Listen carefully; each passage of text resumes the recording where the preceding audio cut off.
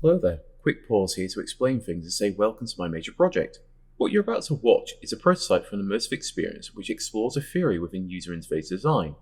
This theory is that most user interfaces are transferable even between two different eras of games, and so one shouldn't be afraid to dip their toe into an experience that may seem from the outset to be absolutely bizarre and out of their comfort zone.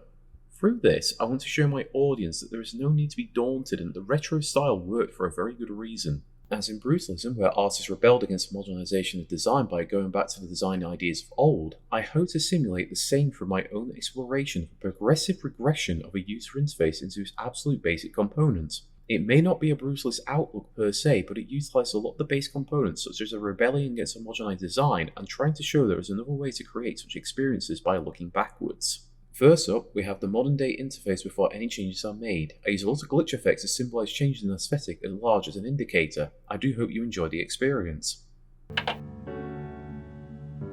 The doorway becomes a big motif for the menus, as though it's a gateway for the viewer to walk through. This one in particular is stuck between retro and clean modern aesthetics.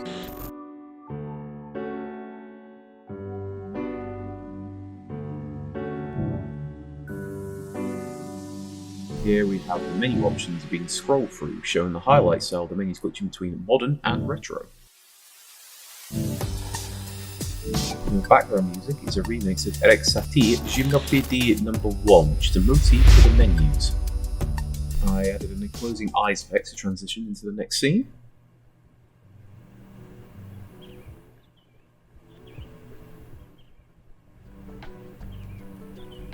I wanted to convey the feeling as if the viewer just woke up from some sort of dream, hence why it looks like waking up in bed. The pan around is just to simulate how someone would act in an immersive experience.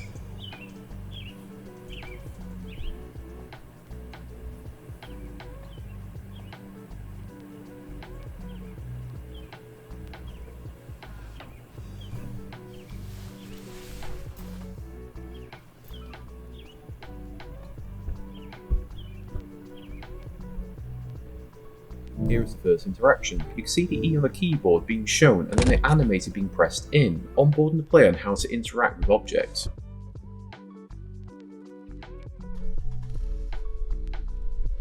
Just to be warned, there's a slight jump scare as we come to the stairs.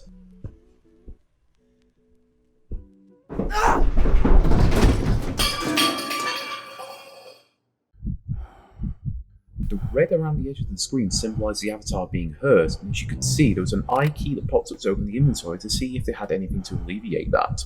Routinely in modern games, you only have an indicator like this to say you've been hurt and need to do something about it.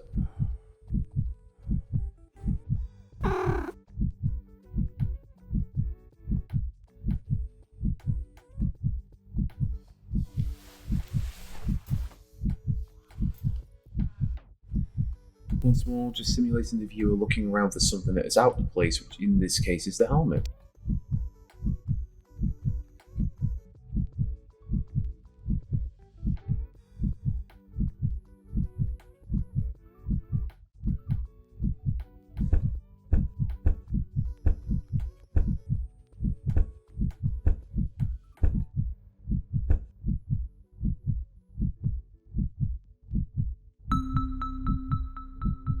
I added the sound cue here to show the viewers made the right decision. They knew how to interact because of the E key prompt before.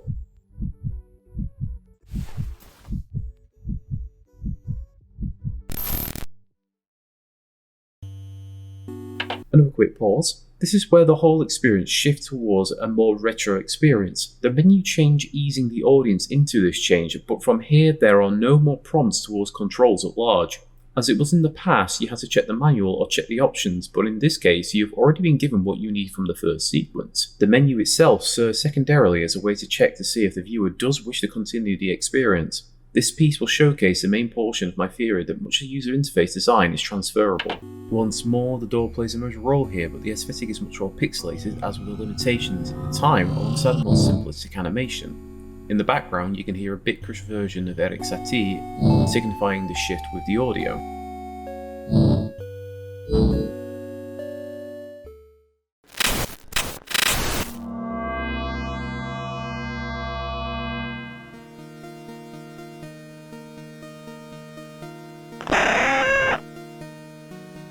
As you you can now see, the health indicator is gone and now is a full meter akin to retro games, and similarly with the sound being primarily monaural with the cat meow and the footsteps.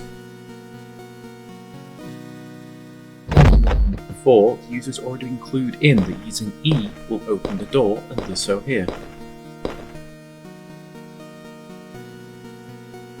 Once again, looking around some sort of object that stands out, and this time it being the energy drink.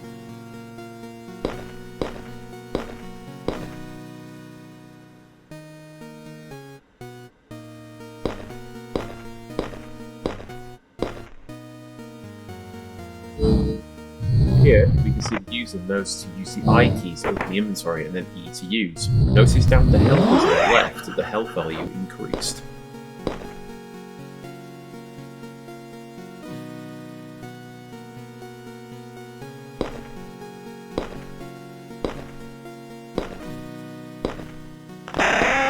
Unintentionally, my cat Lucy became sort of a leading object that shows the viewer the way without taking them out of gameplay.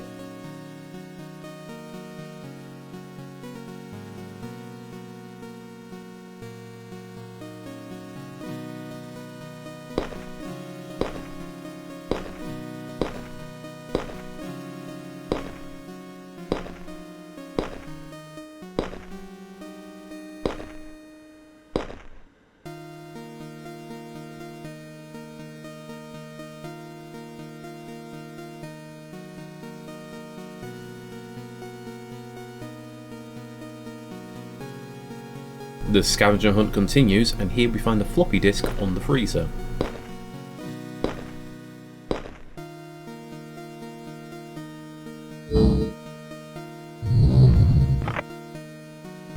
And then inserting the floppy.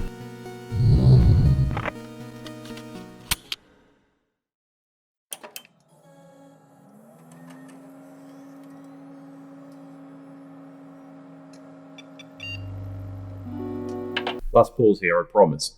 The final transition and progressive regression of the style is into this, the DOS style of menu. What I aim for here is to really give the viewer a test of sorts, to show that once more that even this sort of interface is not one to be feared and presents itself in an obvious manner even without fancy animations. There are elements that are also transferable even into a textile interface which I'll aim to show here, mainly that there is an anchoring influence but at the same time it is designed to be even more egregious a change than the last. As an anchor, the door is here once again an ASCII art style along with a shift into a chiptune style version of SATI. The first real test is using the information given to the viewer to just type in continue or quit as had been selecting in the last few menu screens. There are no real animations for this as that was a limitation of the time. Here, the rest of the interface does not come on until it says Bizarre Helmet, only to establish that this is what's given us the interface. It has now become a text-based adventure game of some kind with highly descriptive writing than being properly shown on screen.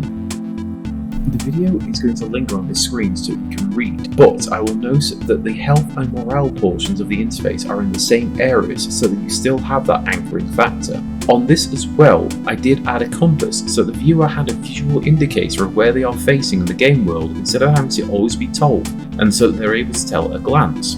This was a little quality of life change made to a lot of text-based adventure games of this era. The prompt at the bottom is simulating how in this sort of game you try to type in what you wanted to do and the game interprets the actions for you.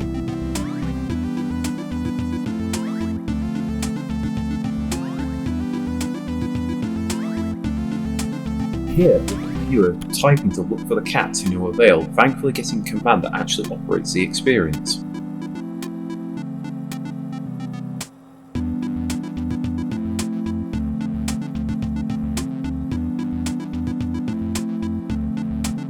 Once more the text repeats itself, giving the viewer a refresher on what is around them so they are not just lost after the cat incident, but in this case they will type in quit.